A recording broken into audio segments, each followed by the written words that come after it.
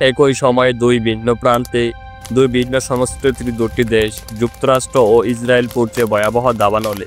ক্যালিফোর্নিয়ার বিস্তীর্ণ বনাঞ্চল থেকে শুরু করে জেরুজালেমের উপকণ্ঠ পর্যন্ত ছড়িয়ে পড়েছে আগুনের লেলিহান শিখা। আগুন যেন কোনো সীমানা মানছে না। যুক্তরাষ্ট্রে যেখানে বনভূমি থেকে শুরু করে শহর পর্যন্ত গ্রাস করছে আগুন, ইসরায়েলে সেখানে দাবানল ছড়িয়ে পড়েছে এমন সময়ই যখন দেশটি রয়েছে যুদ্ধের উত্তেজনাময় পরিস্থিতিতে। তখনই প্রশ্ন জাগে, এটি কি নিশ্চয়ই প্রাকৃতিক দুর্যোগ, নাকি এটি ফিলিস্তিনিদের ওপর চালানো সাম্প্রতিক হামলার প্রতিশোধস্বরূপ প্রকৃতি এক ভয়ঙ্কর বার্তা? এই ভিডিওতে আমরা দেখব কিভাবে শুরু হলো এই দাবানল, কতটা ভয়াবহতা ছড়িয়ে পড়েছে দুই দেশে এবং কেন আজকের পৃথিবীতে এমন ভয়াবহ আগুনের ঘটনা বারবার ফিরে আসছে। 2025 সাল যেন যুক্তরাষ্ট্রের জন্য আগুনের বছর হিসেবে চিহ্নিত হয়ে উঠেছে। বছরের শুরু থেকে দেশটির পশ্চিমাঞ্চল জুড়ে শুরু হয় ভয়াবহ দাবানল, বিশেষ করে ক্যালিফোর্নিয়া, নিউ মেক্সিকো, টেক্সাস। এই তিনটি রাজ্য সবচেয়ে বেশি ক্ষতিগ্রস্ত হয়েছে। তবে এপ্রিল মাসে পরিস্থিতি আরও ভয়াবহ রূপ নেয়, যা এখনও নিয়ন্ত্রণে আসেনি। সাম্প্রতিক প্রতিবেদন অনুযায়ী ক্যালিফোর্নিয়ায় 2025 সালে এখন পর্যন্ত 851টি দাবানল রেকর্ড করা হয়েছে। এতে 60,308 একরের বেশি বনাঞ্চল পুড়ে ছাই হয়ে গেছে এবং ধ্বংস হয়েছে প্রায় 16,251টি স্থাপনা। সবচেয়ে ভয়াবহ ঘটনা ঘটে জানুয়ারিতে, যখন দক্ষিণ ক্যালিফোর্নিয়ার লস অ্যাঞ্জেলস, সান ডিয়েগো এবং ভেঞ্চুরা কাউন্টিতে একযোগে ছড়িয়ে পড়ে 14টি বড় দাবানল। সে সময় প্রাণ হারানো অন্তত 30 জন আর বাস্তুচ্যুত হয় হাজার হাজার মানুষ। অপেক্ষাকৃত ঠান্ডা ঋতুতে এত ভয়াবহ আগুন লাগা অনেকের কাছে অস্বাভাবিক লেগেছে, কিন্তু গবেষকরা বলছেন জলবায়ু পরিবর্তনের কারণে আগুন লাগার মৌসুম এখন অনেক দীর্ঘতর হচ্ছে। আগে যেখানে দাবানল ছিল গ্রীষ্মের বিষয়, এখন তা শীতকালেও দেখা দিচ্ছে। এপ্রিলের মাঝামাঝি নিউ মেক্সিকোর ভ্যালেন্সিয়া কাউন্টিতে নতুন করে ছড়িয়ে পড়ে একটি ভয়াবহ দাবানল, রিও গ্রান্ড ফায়ার। মাত্র কয়েক ঘন্টা 150 একরের বেশি এলাকা আগুনে পুড়ে যায়। এই আগুন এখনও পুরোপুরি নিয়ন্ত্রণে আসেনি।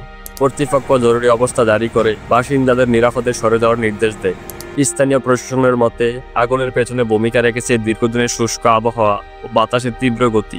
ফলে আগুন নিয়ন্ত্রণে আনতে ফায়ার সার্ভিসের সদস্যরা ব্যাপক চ্যালেঞ্জের মুখোমুখি হচ্ছে। মার্চ মাসে টেক্সাসের বিভিন্ন অঞ্চলে আগুন লাগার ঝুঁকি আশঙ্কাজনকভাবে বেড়ে গিয়েছিল। পশ্চিম টেক্সাসে তাপমাত্রা এবং বাতাসের গতিবেগ এমনভাবে বাড়ছিল যে কয়েকটি এলাকায় অল্প সময়ের ব্যবধানে আগুন ছড়িয়ে পড়ে। বেশ কিছু ছোট ছোট শহর ও ফার্ম আগুনে ক্ষতিগ্রস্ত হয়েছে। যুক্তরাষ্ট্রের মহাকাশ গবেষণা প্রতিষ্ঠান নাসা এর ফায়ার সেন্স প্রোগ্রামের বিশ্লেষণ বলছে, বৈশ্বিক উষ্ণতা বাড়ার ফলে গাছপালা ও মৃত পাতার মধ্যে আর্দ্রতা কমে যাচ্ছে। এর ফলে আগুন সহজেই ছড়িয়ে পড়ে এক ভয়াবহ রূপ নেয়। সাম্প্রতিক সময়ে মধ্যপ্রাচ্যের ইহুদিবাদী দেশ ইসরায়েলও দাবানল ছড়িয়ে পড়েছে। ইসরায়েল একটি ছোট ভূমধ্যসাগরীয় দেশ, যেখানে সাধারণত দাবানল একটি বিরল ঘটনা। তবে 2025 সালের এপ্রিল মাসে দেশটি একাধিক দাবানলের সম্মুখীন হয়েছে, যা অতীতের তুলনায় ব্যতিক্রমধর্মী। এপ্রিলের মাঝামাঝি কেন্দ্রীয় ইসরায়েলের বেত শেমেশ অঞ্চলে একটি বড় বনভূমিতে আগুন লাগে। এই আগুন 20 ঘন্টারও বেশি সময় ধরে জ্বলতে থাকে এবং প্রায় 2500 একর এলাকা পুড়ে যায়। আগুন নিয়ন্ত্রণে আনতে 100টিরও বেশি ফায়ার ফাইটিং দল এবং বিমান কাজ করে।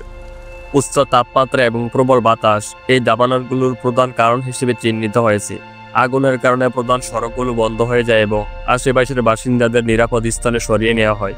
ইসরায়েলে অতীতে কিছু বড় দাবানল ঘটেছে, যেমন 2010 সালের কারমেল বনভূমির আগুন, যা দেশের ইতিহাসে সবচেয়ে মারাত্মক ছিল।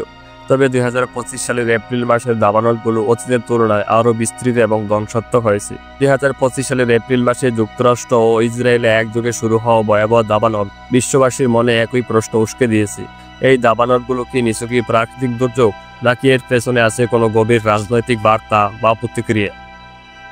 সাম্প্রতিক বছরগুলোতে পৃথিবীর তাপমাত্রা আশঙ্কাজনকভাবে বেড়েছে। গবেষণা বলছে শিল্পোন্নত দেশগুলো থেকে নিঃসৃত গ্রিনহাউস গ্যাস পরিবেশের উষ্ণতা বাড়িয়ে তুলেছে। যুক্তরাষ্ট্রের ক্যালিফোর্নিয়ার দাবানল বা কানাডার বনভূমির আগুন কিংবা ইসরায়েলের এই অপ্রত্যাশিত অগ্নিকাণ্ড সবই জলবায়ু পরিবর্তনের সঙ্গে কোনো না কোনোভাবে সম্পর্কযুক্ত। বিশেষজ্ঞদের মতে অধিকাংশ দাবানলের কারণ হলো দীর্ঘ খরা, উচ্চ তাপমাত্রা, নিম্ন তাপমাত্রা এবং প্রবল বাতাস। এই চারটি উপাদান একত্রিত হলে আগুন দ্রুত ছড়িয়ে পড়ে, যা বর্তমানে দুই দেশেই লক্ষ্য করা যাচ্ছে। তবে প্রশ্ন শুধু এখানেই থেমে থাকে না, কারণ এই দাবানল এমন এক সময় শুরু হয়েছে যখন মধ্যপ্রাচ্যের রাজনৈতিক অস্থিরতা চরমে। গাজায় চলমান যুদ্ধ, ফিলিস্তিনে বিমান হামলা এবং আন্তর্জাতিক সমালোচনার মুখে পড়া ইসরায়েল সবই এক অস্পষ্ট ছায়া ফেলে এই দাবানলের ওপর। কেউ কেউ বলেছেন এটি হতে পারে একটি সাইবার ভিত্তিক আগুন লাগানোর পরিকল্পনা, আবার কেউ বলছেন এটি ফিলিস্তিনিদের ওপর চালানো নির্যাতনের প্রতিশোধ। তবে এখনো পর্যন্ত কোনো আন্তর্জাতিক সংস্থা এই দাবানলকে সরাসরি রাজনৈতিক হামলা বলে ঘোষণা করেনি। তবে সন্দেহ তৈরি হয়েছে সঠিক সময়ে সুনির্দিষ্ট এলাকায় আগুন লাগার ধরন নিয়ে। বিশ্ব আজ এমন এক সন্ধিক্ষণে দাঁড়িয়ে আছে যেখানে প্রাকৃতিক দুর্যোগ এবং রাজনৈতিক ষড়যন্ত্র উভয়ই পরস্পরের সঙ্গে মিলেমিশে এক ভয়ঙ্কর চেহারা নিচ্ছে। তাই আজকের এই দাবানল হয়তো শুধু বনভূমি পোড়াচ্ছে মানুষের নিরাপত্তা, পরিবেশের ভারসাম্য আর একটি জাতির ভবিষ্যৎ। আগুন শুধু বন পোড়ায় না, পোড়ায় মানুষের আশ্রয়, স্বপ্ন আর অস্তিত্ব। এই ভিডিওটি যদি ভালো লেগে থাকে তাহলে দয়া করে এটি ছড়িয়ে দিন অন্যদের মাঝে। আপনার মতামত জানাতে ভুলবেন না। সাবস্ক্রাইব করে পাশে থাকুন। জিওপথ নিয়ে আসবে আরও এমন তথ্য যা বদলে দিতে পারে দৃষ্টিভঙ্গি।